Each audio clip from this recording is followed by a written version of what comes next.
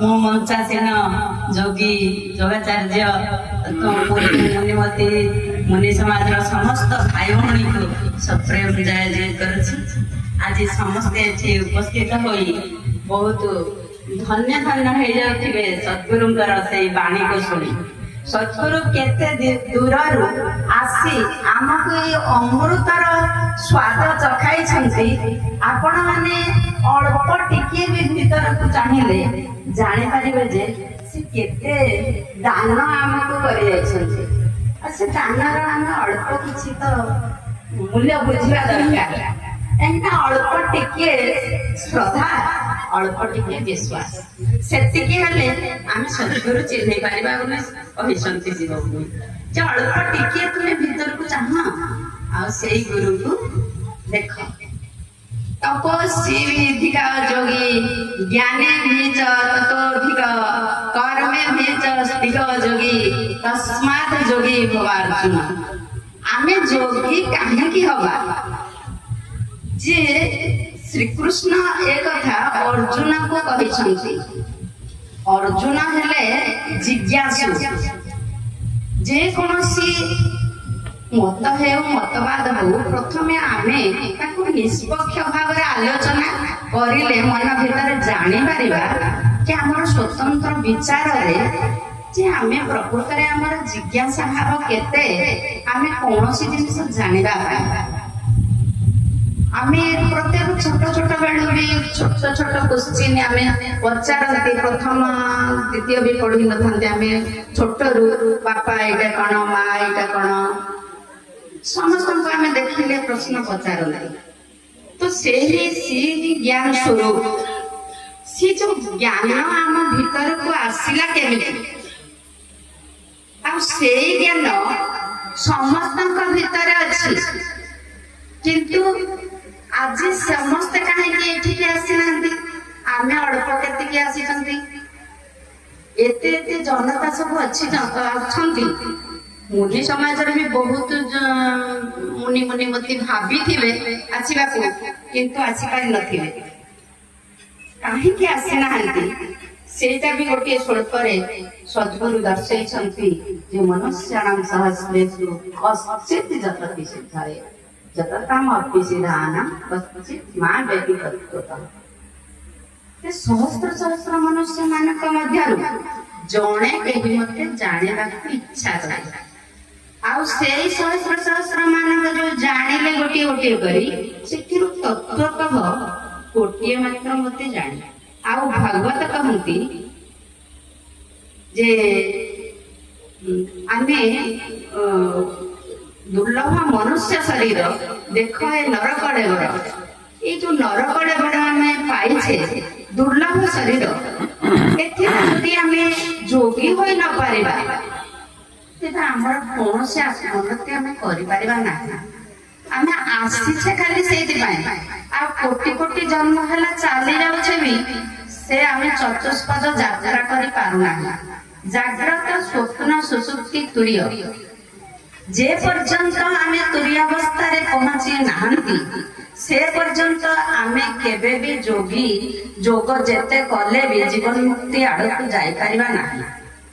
तेणु करी आमे तो समस्ते घर टे निर्माण करूछे पिला माने छोट पिला समस्त अच्छी आमे धन रोजगार करूछे समस्ते जाने छंती परिश्रम रे धन रोजगार करिवे किंतु जोग जे निहाती आवश्यक वस्तु ए जिनिस कहीं कहारी मुंडरे प्रवेश करि पारुना जते बेले आमे श्वास को देखुछे आमे अमूल्य पदार्थ श्वास एक अमूल्य पदार्थ किंतु आमे समस्ते जेतिकी समय गला बसिलेनी केते थर आमे श्वास नै छंती केही गणी छंती ना श्वास प्रति कहारी नजर अछि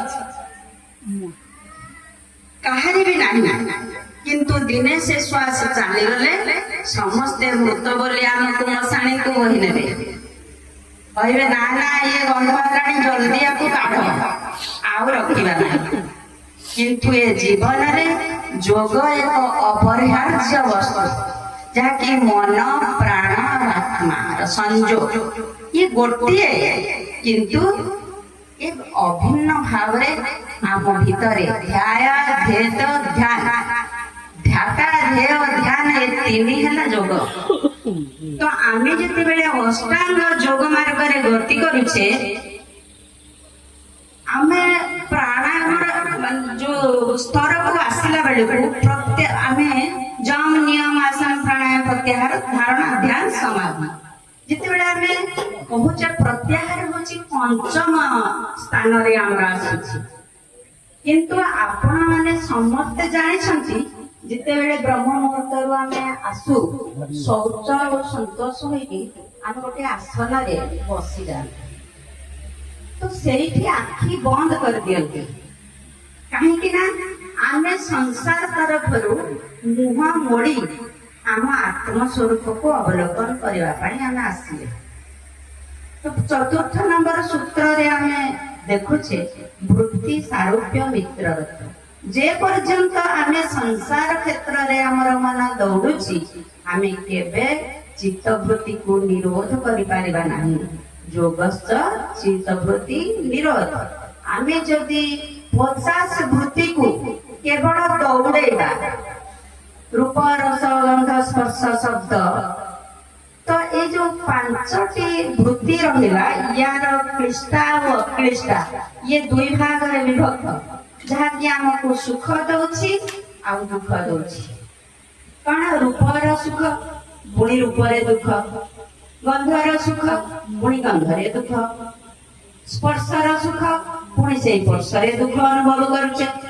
एमिति आमे 10 प्रकार क्लिष्टा अक्लिष्टा भाव रे भोग करूछंती 50 वृत्ति। तो एगुड़ी को जते बेले आमे संयोग करूचे प्रमाण विपर्जय विकल्प निद्रा स्मृति ई जो पांचटा प्रमाण रे 5 एमती हमें 10 सब क्लिष्टा अक्लिष्टा भाव रे 10 50 वृत्ति प्रमाण विपर्जय विकल्प निद्रा स्मृति। तो जे पर्यंत आमे प्रमाण आम मन खोजुछि आमे केबे भी जाई परिबानी समाधि आड़ जे पर्यंत आमर मन विपर्जय भाबुछि जे मु प्रकृति रे कोन भगवान ना ना भगवान अन्य के अछंती मु छार गोटे मनुष्य जीव को हीन मान्यता बहुत जन्मरू हेई आसीछि आज मध्य जीव हीन मान्यता भाबुछि जे मु बहुत हीन जे पर्यंत मु ब्रह्म भावना रे प्रभावित होई न परिछि से पर्यंत केबे भी आमे ब्रह्म हेई परिबा नाही। ब्रह्मेति ब्रह्मीर तो ब्रह्म किए ना अहम ब्रह्मस्मि तत्त्वमसि मु ब्रह्म मु सेई ब्रह्म तुमे मस्ति। तो आमे जो महावाक्य गुड़ी को सद्गुरु आम पाखरे पहुंचाइले ताकू आमे केमिति धरी रखिबा सेति पाई ए विपर्जय विकल्प ज्ञान गुड़ी को सब त्याग करबा को पड़िबो अंधविश्वास को त्याग करबा को पड़िबो ज्ञान रे शक्ति अछि बोली जानिबा को पड़िबो। तेबा आमे समस्ते सब बेले स्वाध्याय साधना आ सत्संग करबा संगे संगे निजर अंतर मन भितरे चिंतन मनन मध्य ब्रह्म भावना रहिबा दरकार जे मु सेही ब्रह्म। गोटे दुब ओरिए बड़ बड़ पत्र आनी जदि आमे कोनसी काठ बा पाषाण मूर्ति तैयारी करी रखंती ता ऊपर फूल दियंती भोग दियंती जे कोनसी जिंस आमे करूछे घर प्रतिष्ठा करले भी कोनसी भी पूजा करूछे तो किए करूछि ताको आणुछि किए स्थापना करूछि किए ताको देखुछि किए आ ताको अनुभव करूछि किए केही केही हमको पचारंती आमे तो एपटे भी जीव मंगल करूछु काहे कि ना पिंपुड़ी जंदा सब से भोग को खाउछंती। पिंपुड़ी जंदा कोन ताको फल बगीचा रे पसिया को मना ना सरकार निरोध करछि नाही एठी तुमे पसि पारिबो। आपण पिंपुड़ी को केते पर्यंत मना कर रखि पारिबे आपण घर रो सब जिनिस से खाइ दबो आपण कोन टिके भोग बाड़ देले से अनै जे आतिले म खाइबी ए सब निजर मनर भ्रम ए भ्रम आ भ्रांति को दूर करबा दरकार। ए संसार जेतेक जीव अछंती मनुष्य ठारू अधिक विचारशील जीव केही भी नाहंती। तेणु मनुष्य जेतेबेले मननशील प्राणी मनुष्य ता भीतर विचार को शुद्ध करवा दरकार जे मु केते शुद्ध आत्मा। तेबे आमे जेतेबेले देखुचे मनुष्य ही एते महान तो आमे मनुष्य को छार जीव बोली के कहछि ना जो माने मूढ़। भागवत कहला जो माने मूढ़ से माने आत्मा को चिन्हती नहीं। जो माने आत्मा को चिन्हती से माने जोगी। तो जोग करंती आमे चित्तवृत्ति निरोध पाई आउ स्वस्वरूप अवस्थान पाई जहा कि मोर घर मु सेई घर को खोजी खोजी एते जन्म पड़ेलानी किंतु मु केबे से घर को जाई पारी नाही। कारण कौन पथ देखी नाही। जेतेबेले मु पथ प्रदर्शक भाव रे सद्गुरु पाइली सेतेबेले मो निजर घर भीतर को मु प्रवेश करूची। तो मु केते बाट प्रवेश करिछि से भी निजर आत्मा कहिब निज निज को कहिब निजर आत्म उपलब्धि निजे ही जाने। आपण को केते भोग होउछि आपण सेटा जानिबे अन्य केही मध्य जानिबे नाही। आपण को केते शोष होउछि अन्य केही कहिबे नाही जे आपण को शोष होउछि आपण पानी पी जांतु। तेणु सेमिति जोग एक अपरिहार्य जिनिस। तीनोटी जिनिस आमे देखुछे जे स्थूल शरीर पाई खाद्य आउ पानी आउ मन पाई प्राण निहाती आवश्यक। आउ आमे जेतेबेले देखुछे स्थूल रु सूक्ष्म आडकु जाउछे इवन विज्ञान कहे जोग विज्ञान बी ओन साइंस केही भी कहि पारिबे नाही जे कौनसी साइंस आज पर्यंत आत्मा केमिति से देखै पारि नाहिति। आउ जीव सृष्टि रो विभिन्न प्रकार से माने सरंजाम तैयारी करी मध्य केबे भी जीव सृष्टि करि पारि नाहिति। ब्रह्मर एमंत विचार शरीर शरीर बाहर ई ब्रह्म ही शरीर निर्माण करे। शरीर छोट थिला बेले माँ गर्भरु जेते बेले बाहरे से निजे तैयारी करी ता भितरे विश्राम नेछि। आउ से चाहिछि एई बापा माँ गर्भ को मु आसिले मोरी कर्म फल हे मु भोग करिबी।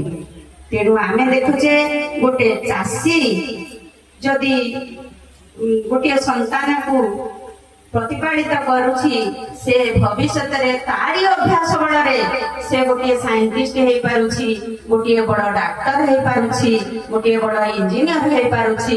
सेमिति सद्गुरु कहिले तमे जदिबा केबे को जन्म रु ए अभ्यास करिन धीरे धीरे एई अभ्यास को तुमे एमिति आगो को नै जाओ तुमे सेई अभ्यास बल रे तुम स्वरूप को प्राप्ति निश्चय करिवो। आ तुमे जोगीर संतान जोगी तुम्हें जोगीर दायद तुम्हें केबे भी भाव नहीं तुम्हें हीन तुम्हें निश्चय से स्वरूप को प्राप्त करने को आसीछ। आउ ए दृढ़ शुभ भावना आउ मनोबल इच्छा शक्ति द्वारा तुम्हें निश्चय स्वाध्याय सत्संग साधन बल रे तुम्हें तुम निज घर को प्रवेश करि पारिबो। तेबे आसंतु आज एई जोग दिवस को आमे सबुदिने जोग दिवस भाव प्रतिपालन करी नित्य नैमित भाव निजर साधना करी निजको निजे साध्य करिबा आमको सद्गुरु निजर ज्ञान देइछन्ति। ज्ञान में ही मुक्ति है। तेबे आमे आत्मज्ञान को श्रेष्ठ ज्ञान माने करी नित्य स्वाध्याय करिबा आ सत्संग आयोजन करी निजे भी सत्संगी होई जिबा। सबरे जय जी जय जी जय जी।